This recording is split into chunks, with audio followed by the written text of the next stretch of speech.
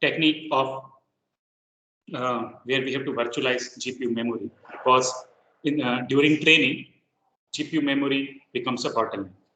So in the baseline approach, as we discussed last time, we allocate the memory which is required for all the layers, even though all those layers are not right now executing.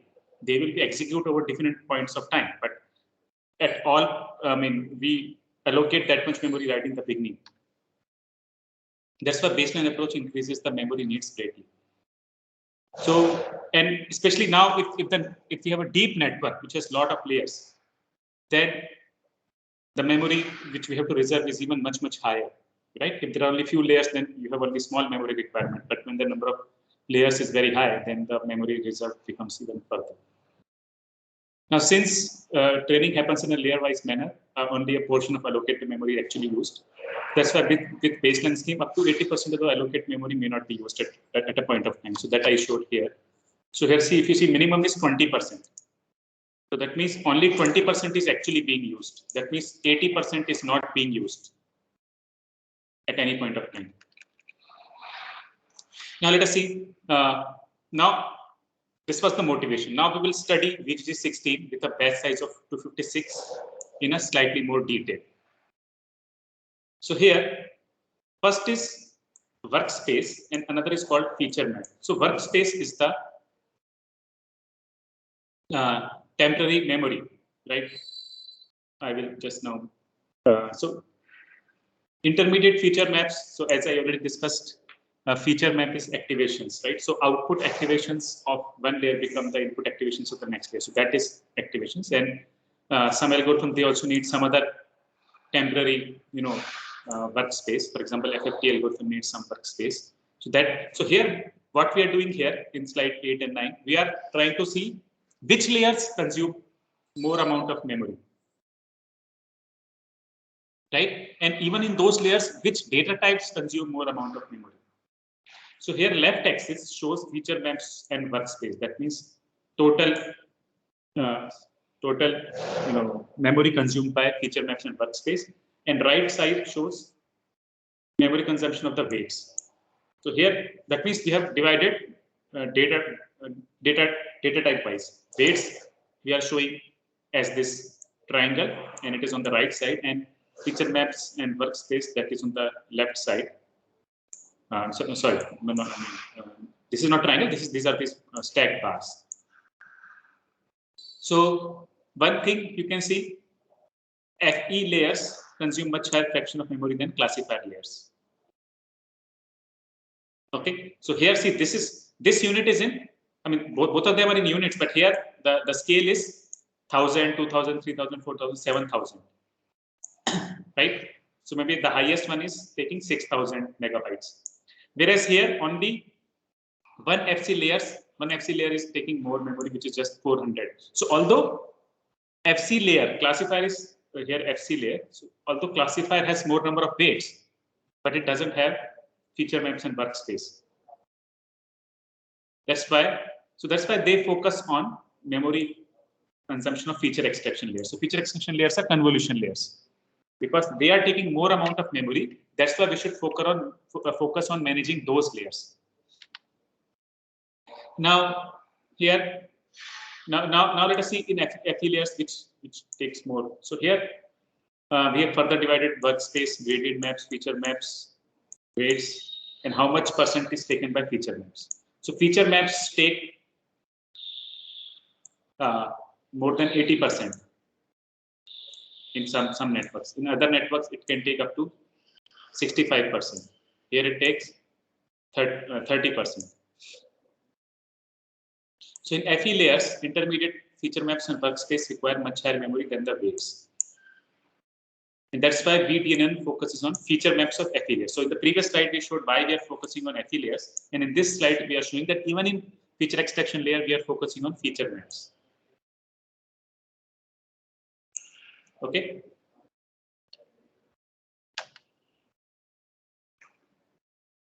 Now, some more low-level details. So here you can see this is the forward propagation path. This is the backward propagation. So we first go. So here Suppose currently we are at this layer. So memory allocation is required for linear networks using baseline policy. For inference, some of all the green and red arrows are allocated. So green arrows, these are the weights W. Okay, and red layers, I mean the red arrow shows, I mean output of one layer which becomes input for the next layer. And for training, dx and dy are also required. These are the gradients. Both are sized to the maximum of all blue arrows and are reused while traversing back during backward propagation.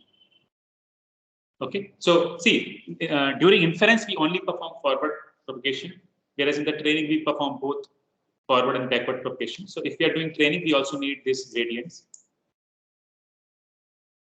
So certain convolution algorithms such as FFT, they also need the workspace. So that's shown in this workspace is the W. Okay, these workspace are shown as the W. So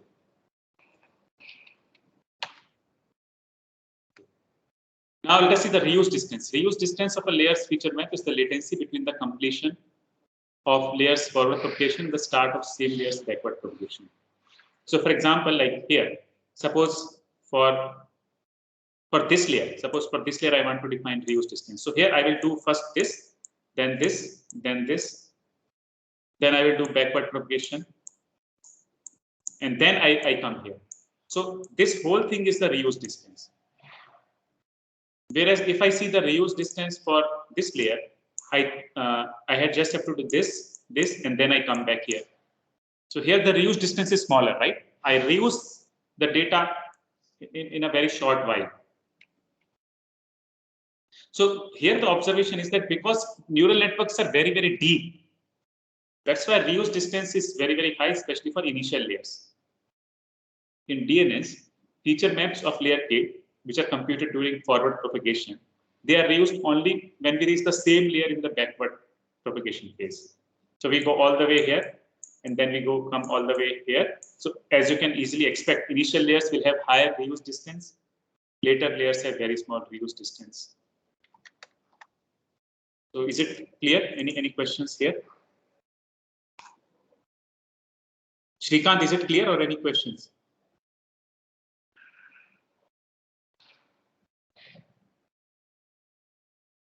Any questions? Is it clear how reuse distance is high for initial layers?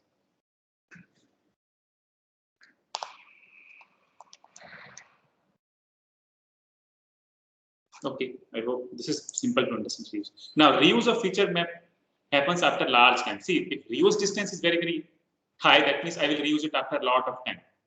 Okay, that's why those feature maps stay in GPU memory for a long time without being reused.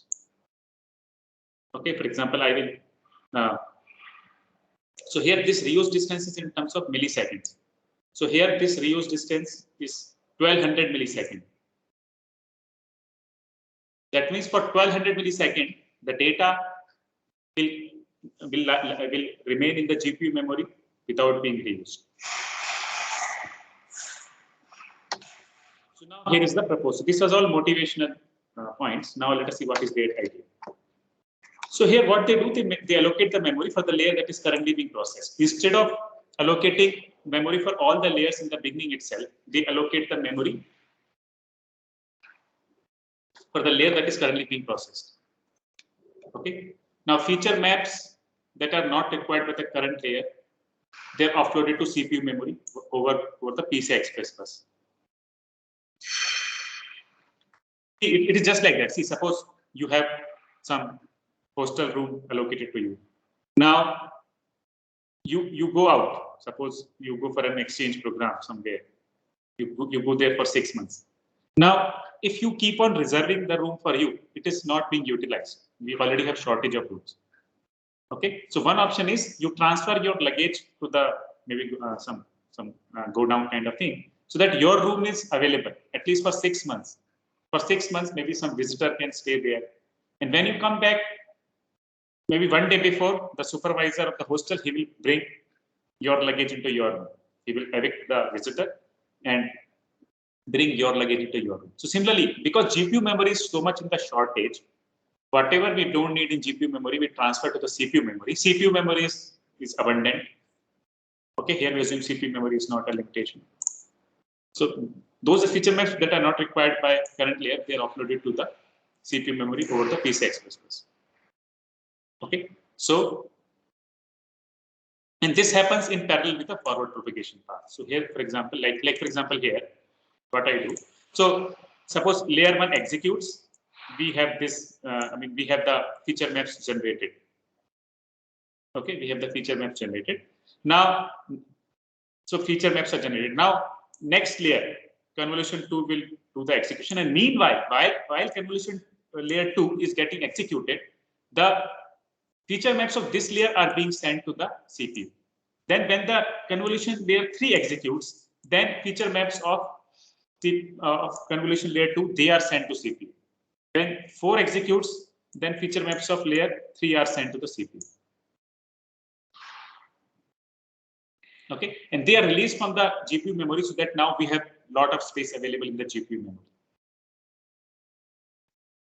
That is a simple idea. Okay, the key idea is very, very simple. It's just that because till now you don't know the training, that's why it may look like what all is getting done. But the key idea is simple, that a lot of unnecessary things are lying in the GPU memory. So let us free the GPU memory and use the CPU memory as a backup. So we transfer the data to back CPU memory, and just before it will be required again, we will fetch it back. So here, during forward propagation of layer n, preceding layers input feature maps are not used; they are released from the memory. They are offloaded to the CPU memory. So here, they are offloaded to the CPU memory. And when we do the backward propagation, suppose we are at this layer doing backward propagation here. Now these layers data that will not be used at all because their processing is completely done. So we will completely delete that. We will not even transfer it to CPU memory. It's just like if some professor has retired, just throw away his luggage. Right? If some professor has gone for like a visit to some other university, okay, he may come back and use his luggage. But if some professor is completely retired, then what is the point of keeping his luggage? You just remove his luggage. Okay, so this is the idea. So here, now, when we have come to this layer in the backward propagation, that means we have already done the backward propagation of this one. We have already done the backward propagation of this layer. This layer and this layer, we have already done the backward propagation. So there is no need of keeping those data. So we come here. So this data we completely remove because it will not be reused. Okay. Now there are some nonlinear networks also. So here, this is some example. So for example, here layer 1, its ref count is 2. That means it will be used by 2 layers, this layer and this layer. Okay. So this is the forward propagation path, and in the reverse, the backward propagation, the order will be completely reversed. So here, this is transferred or transformed into this part. Okay, you can see that these two are equivalent. Okay, these two are equivalent. So whenever you have non-linear network, just one more condition you have to see is that this layer's output will be used by 2 layers during the forward propagation. And during the backward propagation, this layer's output will be used by these 2 layers. Because during the backward propagation, producer-consumer relationship is reserved. Reversed, not reserved, reversed. So that's all. So in non-linear networks, multiple layers may consume the output feature maps of a previous layer. For example, during the forward propagation, this layer and this layer will use the feature maps of this layer. Okay, is it clear? And during backward propagation, this layer and this layer will consume the feature map of this layer. Hence, VDNN tracks these dependencies using a data flow graph and offload feature maps of layer P only when all the consumer layers have used feature maps of layer. So that means simple point, simple addition here is that now one layer is not just supplying data to just one layer. One layer may be supplying data to more than one layer. So you will deallocate this layer's data only when all the consumers have used it. You can't deallocate it before that. Right? Now prefetching. So prefetching means that the idea that I gave, right? Before the student who is gone for exchange, once he returns after 6 months, before he arrives, his luggage has to be there because he has to sleep on some place, okay, or study. So before it prefetches offloaded feature maps of layer K and overlaps this the backward propagation of layer some forward layer, some layer L, which where L is greater than K. So let us see this point here. Now suppose K. Suppose we are at K, current layer K, and here we have, suppose this L equals to 3. Okay.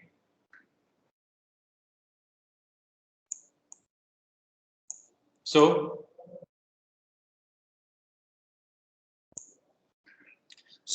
now when layer 3 is getting executed, now we know that after some time layer 2 will execute in the backward propagation, right? We are doing backward propagation. So once we have done the layer 3, very soon we will do the layer number 2. Okay. So while we are doing layer 3, that time itself start copying the data from CPU memory back to the GPU memory, so that before layer 2 starts getting executed, its data is there in the memory. Okay, so that's the whole idea here. Layer L for prefetching selected to ensure that its data comes neither too early nor too late. It is just like that. For example, like suppose you're ordering something from e-commerce website. You know that if it takes usually 3 days, then suppose today is Sunday, you need the data by Friday. Okay, so if it takes 3 days, right? You need the item by Friday, and it takes just 3 days. Then you should ideally issue the request maybe on Monday. You should request it previous Friday itself, because then the data will arrive too soon. Your house doesn't have enough space. But if you allocate it maybe just on you need the data on Friday, but you request it just one day before Thursday, then it will arrive too late. Right? So you should neither issue that request too early, nor you should issue that request too late. So this hides prefetching latency. And of course, prefetching of feature map is performed in opposite order of the offloading. So can anyone explain to me what does it mean? Priyansh, what does it mean? Prefetching is done in opposite order of offloading. So when we will be like prefetching the data, so we will be like fetching the data for the next layer. But when we'll be offloading the data, we'll be offloading the data of the layer that is actually being processed. So okay, so now let us see the example. Suppose we have this just 5 layers. Okay, so this is the forward path. Okay, forward propagation path, and this then again we have the backward propagation path. Yes, sir.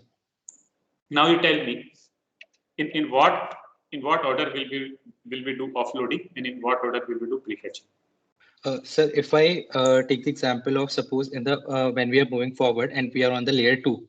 So if we are when we get the results and we move to the layer 3, so we don't need the weights of layer 2. So we will offload the weights.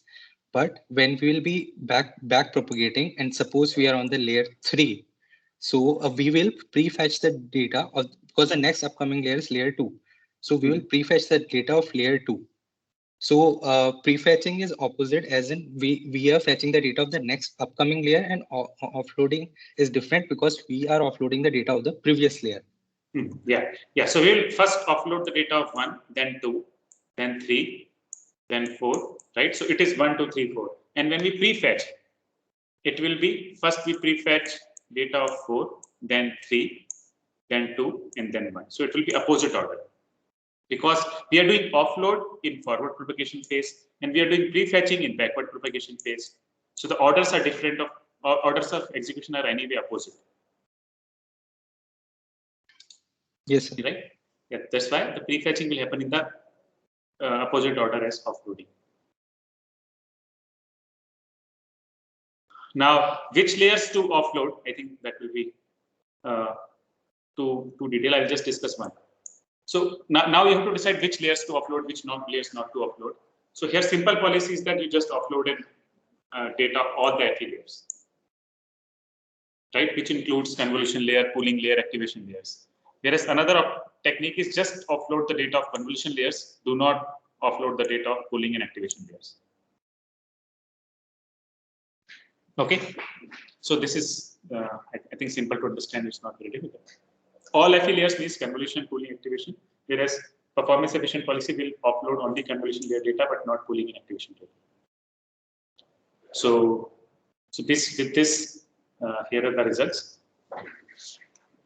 So here LXNet offload size for LXNet is anyway doesn't have a lot of memory requirements, so it is fine. Now let us see VG is 256. Here, if you offload all the layers, your offload size is very high, more than 15 gigabytes.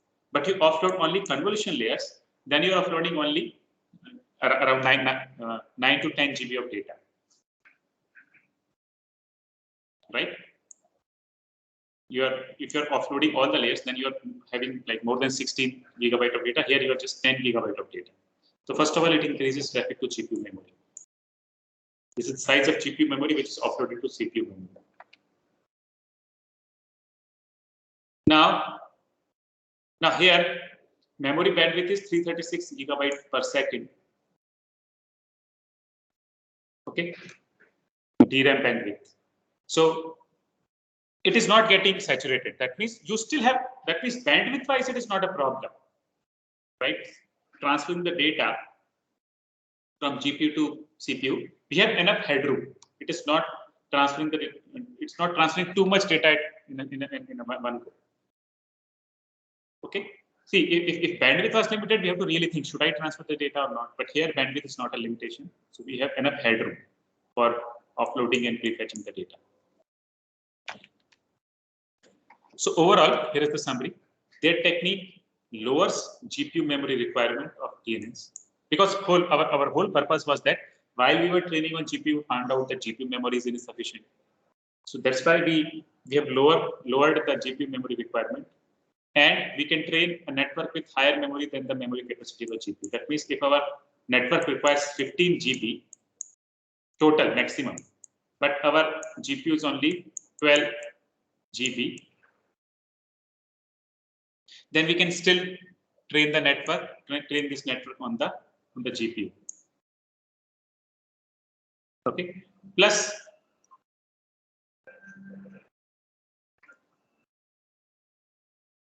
it incurs only small performance loss compared to an Oracle GPU having sufficient memory to store the whole DNA. That means even if we assume that our GPU had sufficient memory, suppose instead of 12 gigabyte memory, if it has like 100 gigabyte of memory, then compared to that, what is the situation? So they have shown that compared to that, performance loss is very, very minimal. Okay, compared to an Oracle GPU having sufficient memory to store the whole DNA. So this is the advantage of their technique. Excuse me, sir.